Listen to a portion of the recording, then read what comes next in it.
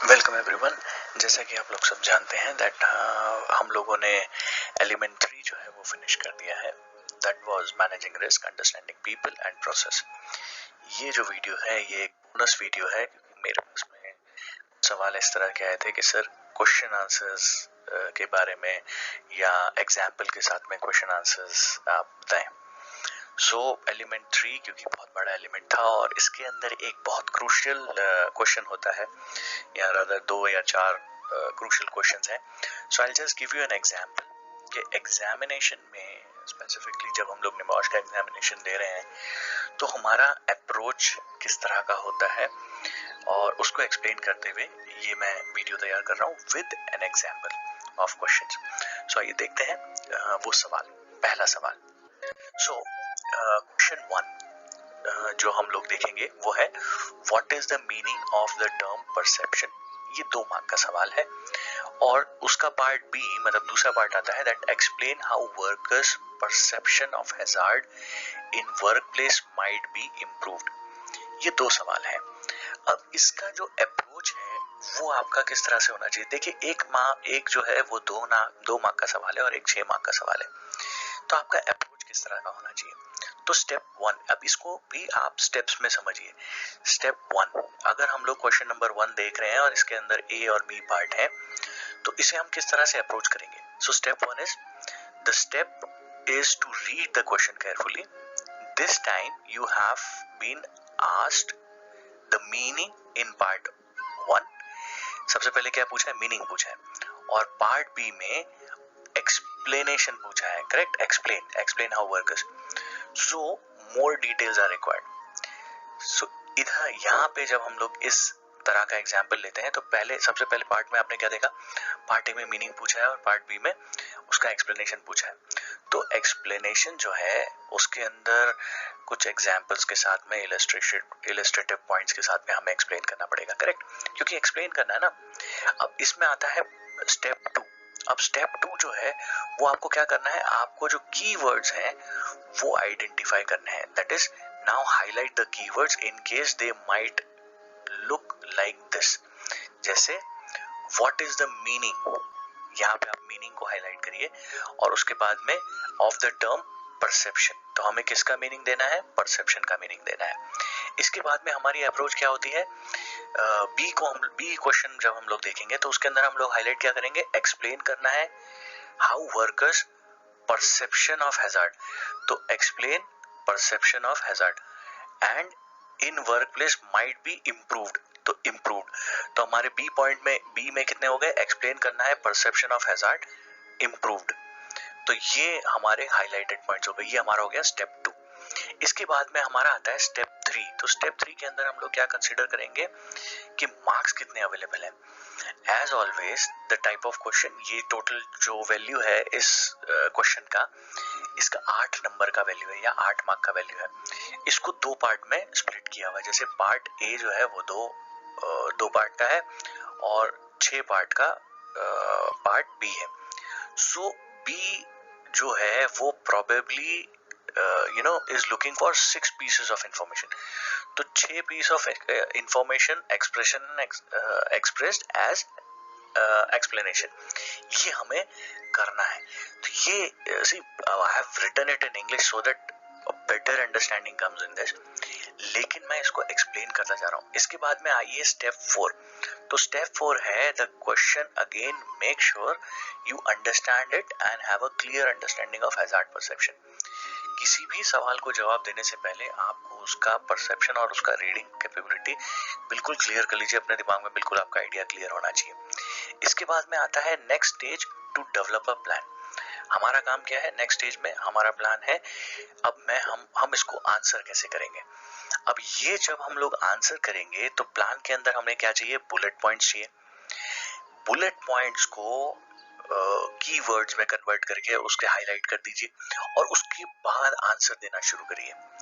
अब ये तो आप बोलेंगे तो सर स्टेप आपने बता दिए 1 से लेके 5 तक, लेकिन इसको एक्चुअली इम्प्लीमेंट कैसे करते हैं। आइए देखते हैं इसे इम्प्लीमेंट कैसे करते हैं। वही सवाल, लेकिन ये जो अप्रोच है इसको हम प्रैक्टिकली अप्लाई करेंगे। कैसे करेंगे देखिए। स्टेप 1, हमारा क्वेश्चन क्या था, हमने क्वेश्चन पढ़ा है, हमें उसको हाईलाइट कर लिया, मीनिंग एंड परसेप्शन, वहां तक हमारा क्लियर हो गया था। Explain perception of hazard and improve, ये चीजें हम लोगों ने हाईलाइट कर रही थी। अब हमें की वर्ड्स डालने थे। तो परसेप्शन को हम लोग की पॉइंट क्या लिखेंगे, सजेस्टेड आउटलाइन कैसा है परसेप्शन का, brain interprets information from senses, correct. Perception क्या होता है, दिमाग का इंटरप्रिटेशन फ्रॉम सेंसेस, राइट। आप जो देख रहे हैं, जो सूंघ रहे हैं, जो सुन रहे हैं, so you have senses, touch, five sizes, all senses are there. तो ये जो सेंसेस हैं, इनसे जो आप इंटरप्रेट करते हैं वो इंफॉर्मेशन आपकी सेंसेस में। So perception means brain interprets information from senses. इसी के साथ में जब हम लोग इम्प्रूव पे जाते हैं, तो हम इसको वर्कर का परसेप्शन है, उसको इम्प्रूव कैसे करेंगे, हमें उसकी विजिबिलिटी बढ़ानी है, हमें ट्रेनिंग देना है, और उनके जो डिस्ट्रैक्शंस हैं उसको मिनिमाइज करना है। तो ये हमारे इम्प्रूवमेंट के पॉइंट हो गए और ये हमारे परसेप्शन के पॉइंट हो गए। अब इसके बेसिस पे हम आंसर लिखेंगे। सो आंसर में हमारा अप्रोच कैसा होगा, perception can be defined as, ऊपर मीनिंग लेना है ना, तो मीनिंग को एक्सप्लेन करेंगे तो डिफाइन करना पड़ेगा। So perception can be defined as the way people interpret information they take in through their senses. Example, hearing and sight. Different people will perceive things in different ways. ये हो गया हमारा part 1, that is a, हम लोगों ने answer कर दिया। अब हम लोग आते हैं बी, जिसके 6 पॉइंट्स थे या 6 मार्क्स थे। तो इसको हम एक्सप्लेन कैसे करेंगे, ये स्टेप बाय। अब यहाँ पे हमने पॉइंट्स कौन से लिखे हैं, increasing visibility, providing in training, minimizing distraction. तो इसका अप्रोच हमारा, इसका जो फाइनल आंसर होगा वो कैसा होगा, हमने ये की पॉइंट्स ले लिया, अब इसके बेसिस पे हम एक्सप्लेन करना शुरू करेंगे, विजिबिलिटी इंक्रीज करें। तो वहां से शुरू करते हैं। To improve hazard perception a number of approach can be used, point number 1। उसके बाद में आता है फर्स्टली, मतलब पॉइंट नंबर 2 जो हम लोग स्टेप में जा रहे हैं। तो firstly the hazards need to be apparent to the workers, apparent मतलब उन्हें जानकारी होना चाहिए। This can be achieved by making them easy to identify. इसे हम लोग कैसे कर सकते हैं, उन्हें आसान, उनके लिए आसान करना, by example, by using signs to warn of hot surfaces and painting trip hazards, yellow.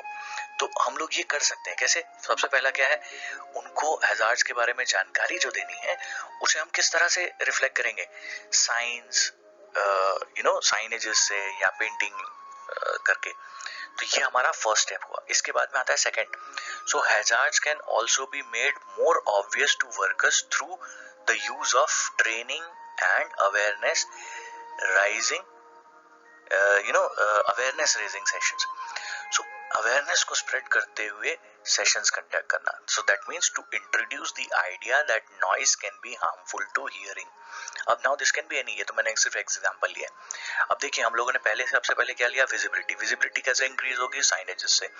Training दूसरा पॉइंट आ गया। इसके बाद में तीसरा पॉइंट, हैजार्ड्स में also not be noticed as the sense are overloaded with other informations like noisy workplace may prevent the worker from approaching vehicle, or so background noise level may be reduced to address this.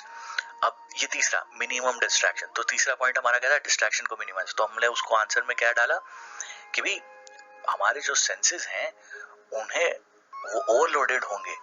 तो यहाँ पे हमारे क्या होता है, अगर noisy area है तो हमें सुनाई नहीं देगा या इंफॉर्मेशन सुनाई नहीं देगी, या अगर कोई चिल्ला रहा है तो भी सुनाई नहीं देगा, या हमें किस तरह से काम करना है, कुछ अगर आवाज अगर क्रिटिकल आ रही है तो वो हमें सुनाई नहीं देगी।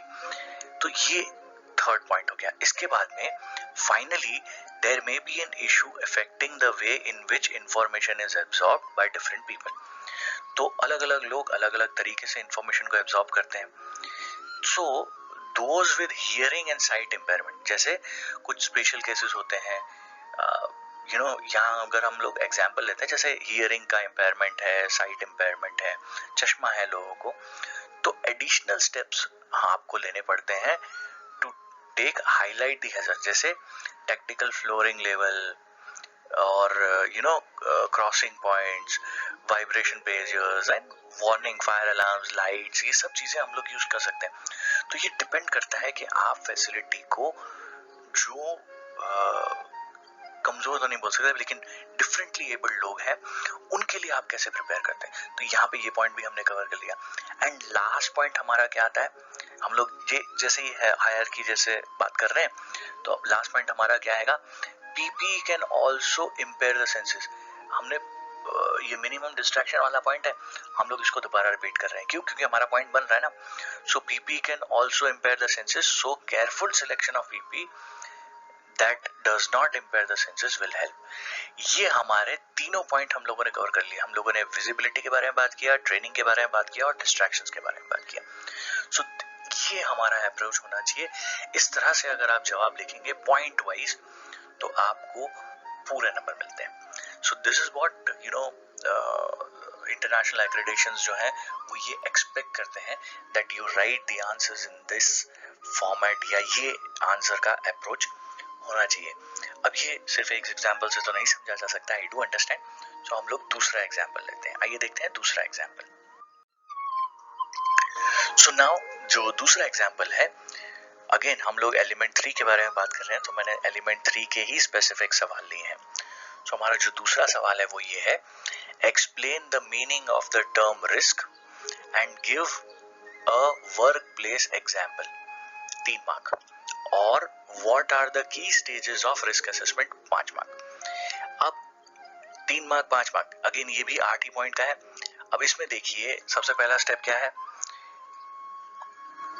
क्वेश्चन को केयरफुली एग्जामिन करिए। यस, पार्ट ए और पार्ट बी। अब पार्ट बी ए जो है वो 3 मार्क का है, पार्ट बी जो है वो 5 मार्क का है। ओके, अब इसमें हमने सेकंड स्टेप में हाईलाइट करना था, तो क्या करना है, सबसे पहला ए में क्या है, एक्सप्लेन करना है मीनिंग किसका, रिस्क, और एग्जाम्पल देना है। तो हमारा हो गया explain meaning risk and give example. तो ये 3 मार्क हो गए। तो ये 3 पार्ट में ओके। इसके बाद में आता है बी। तो बी सवाल क्या है, what are the key stages, what stages risk assessment, 3 part. तो ये इसे हमें एक्सप्लेन करना है। अब हम लोग क्या देख रहे हैं, यहाँ पे हमारे 8 मार्क हैं splitted in 3 points and 5 points each. इसमें आप ये देखिए, अगर हम लोग बी पार्ट में देखते हैं या ए पार्ट देखते हैं तो प्रोबेबली 2 पॉइंट होने चाहिए, या यू नो जब हम लोग बी पार्ट देखते हैं तो उसके अंदर कितने पॉइंट्स होने चाहिए, इसको आइडेंटिफाई करना बहुत जरूरी है।